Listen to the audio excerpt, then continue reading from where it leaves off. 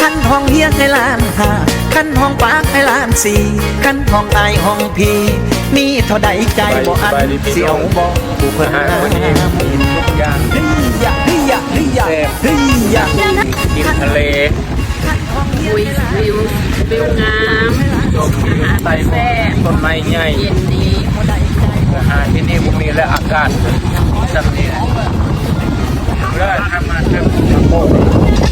แล้วมะโป่งนี่ต้องมากินที่นี่เด้ออันนี้ที่แถมปลาตะพงพัดพริกปลาตะพงไม่ปลาตะเภาแรกเป็นปลาตะพงแล้วชื่อมันแท้ๆเป็นปลาตะพงนะแล้วก็หม้อแตกตัวมีหม้อแตกหม้อแตก ตัวแตงพี่ข้างหลัง เราไปเลยเบิ้งวิวมีภูเขากั้นปลาลมร่วงอากาศดีรถไฟ